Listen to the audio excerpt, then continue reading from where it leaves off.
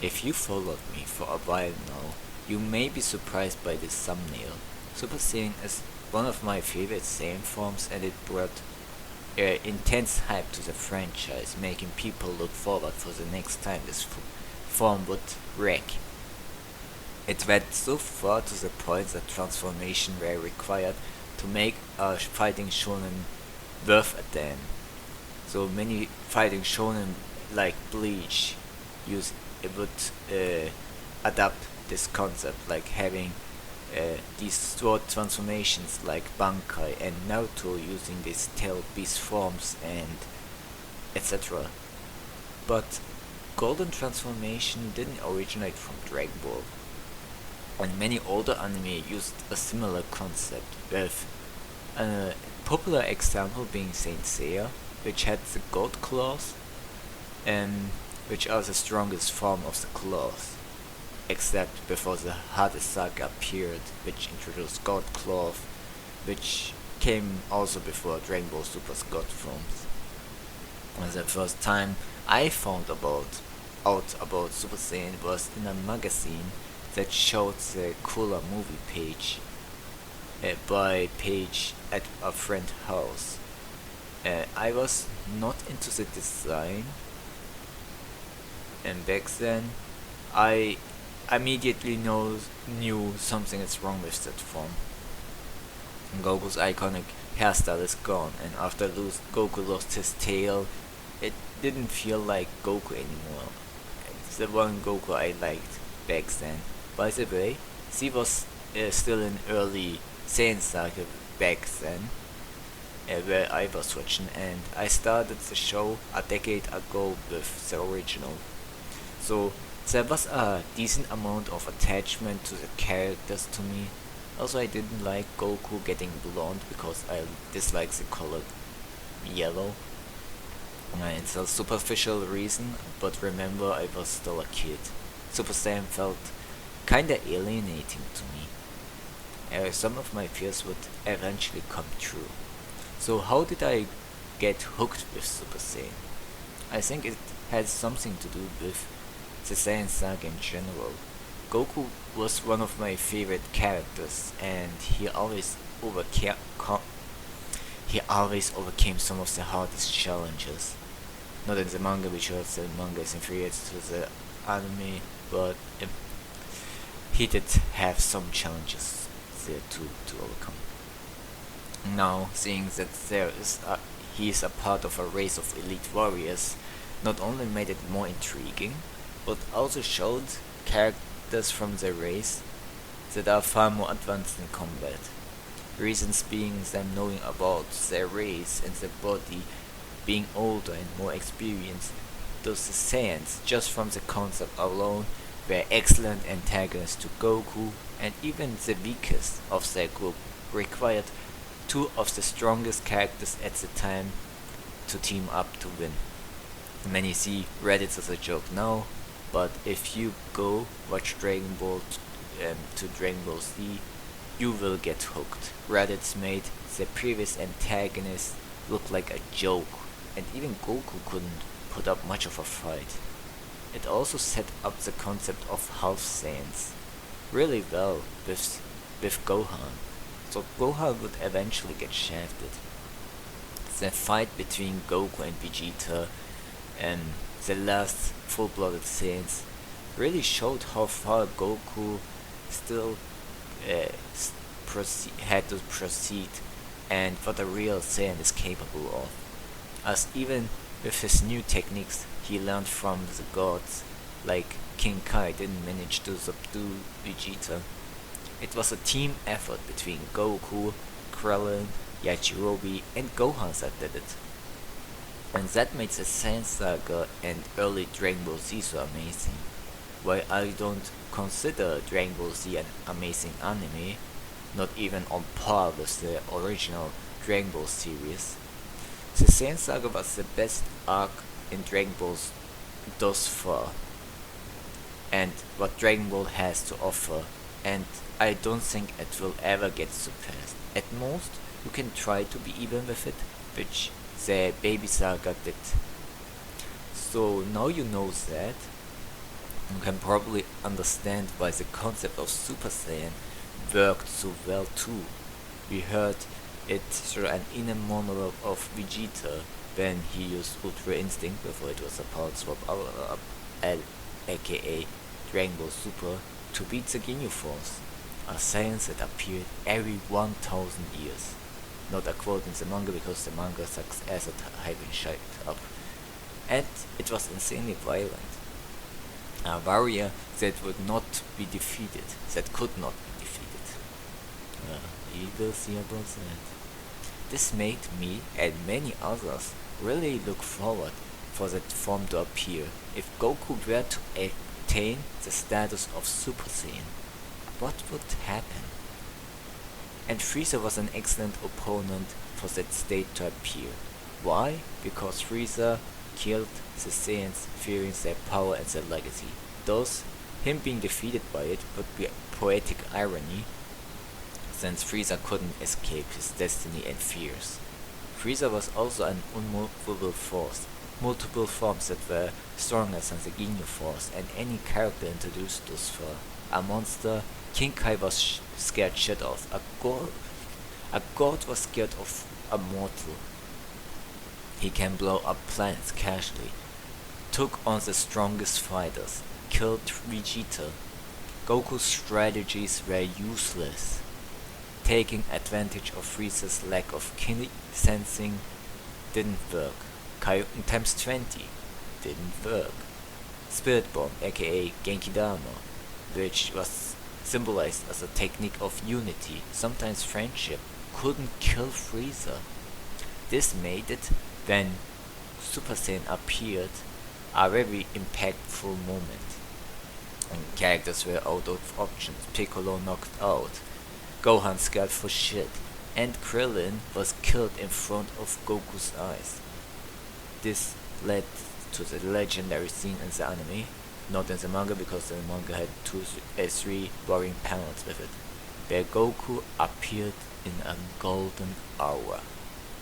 But instead of being portrayed as holy, Goku became violent, consumed by madness. It took immense restriction to make Gohan go away from the battlefield.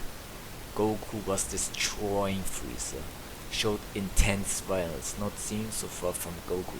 While Goku was violent and angry, it was never shown in such a terrifying way. It felt like Goku was acting like an actual Saiyan. In other words, transforming into a Super Saiyan made Goku embrace his Saiyan blood. Despite that, Super Saiyan felt like a power that appears at a Saiyan's darkest hour, a mystical form that allows you to overcome the biggest hardship, before it became a mere power that gives you a Kaioken times 20 with a different color. There's also positive side, like being a subversion of your traditional golden power-up and being built up so amazingly. Why is Super Saiyan a mistake?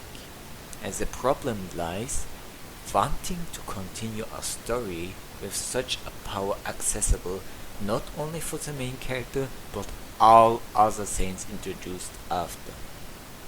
First thing it was done was introducing more Super Saiyan characters. Trunks introduction praised by many is for me the downfall of Super Saiyan itself, as a sign that non-Saiyans will eventually be obsolete. Non-Saiyans were already had a hard time to keep up with Vegeta, Goku and Gohan. They have Senkais, they get stronger as they fight. Now they get new forms and significantly boosting their power. The reason the Uzaru worked so well is besides Vegeta, nobody could control it. Also, the Uzaru had two weaknesses, in where a Saiyan's tail and a moon were the source of power. A Super Saiyan has no weakness, no real weakness. Mere stamina issue, hardly noticeable. Characters losing themselves was barely a problem. Goku overcame his rage eventually during his fight. Trunks is more experienced. Vegeta didn't see any significant change considering he was already very violent. And Gohan was shown getting rage boosts regularly. During the Cell Saga, we already had 4 Super Saiyan characters. At the end of Z, the number increased by 6. And if we count fusions and movies, that increases by 10. Eventually, Super appeared and introduced more, giving us 5 more Super Saiyans. Counting Episode of Border and Dragon Ball GT, we have 3 more Super Saiyans. Thus, all TV series included, excluding heroes and video games, we have 18 Super Saiyan characters. Our next problem are the androids introduced that power to surpass a Super Saiyan. Not a big deal, right? Just train and eventually you surpass them. But Toriyama had the bright idea to introduce more Super Saiyan forms, meaning forms beyond Super Saiyan. This is Power Creep, and Toriyama tried to keep hyping readers and watchers with the next shiny new power-up. Taking advantage of the visual medium, and he decided the best way to hype a power-up is another transformation. Those we get shit like Super Saiyan Grade 2, Super Saiyan Grade 3, Super Saiyan Grade 4, basically was it Super Saiyan 2, and eventually Super Saiyan 3. This is just to see anime, and each new form made the previous one obsolete. Fight would only feel serious when Goku was in his most powerful state. Goku fighting in his iconic hairstyle is basically just filler. No longer did it feel like he fights as himself, since he mastered Super Saiyan. Toriyama also sucked at introducing worthwhile foes because, of course, and needed to pull overpowered opponents out of his ass. For example, androids, robots with Saiyan Saga data that should not pose a threat to us, like Namek Saga based Goku, but some guy from an army Goku beat us. A child can build robots stronger than a Super Saiyan, being a form that surpasses gods. Also, some can absorb energy from far stronger fighters without breaking.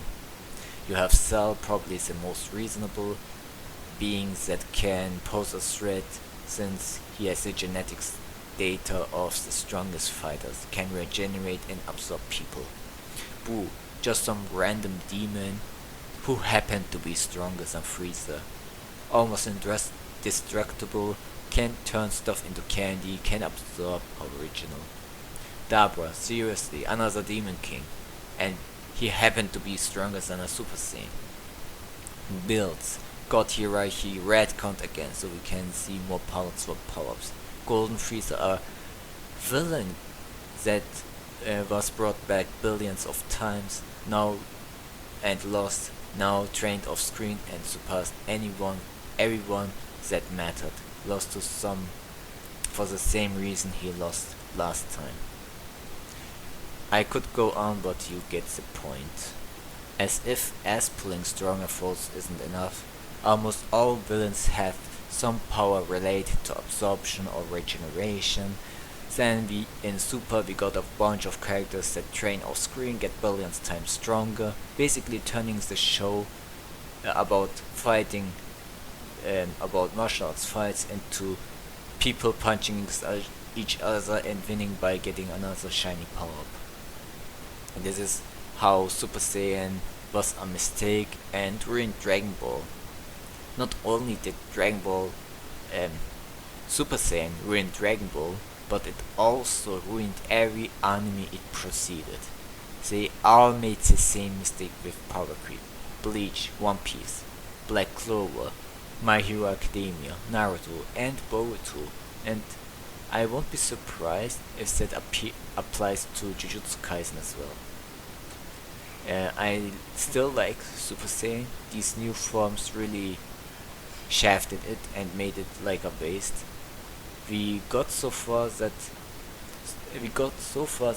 random Saiyans just get a feeling, a tingling back feeling, and not suffer from any consequences of the form, be it little as it may be. Fuck the Universe 6 Saiyans.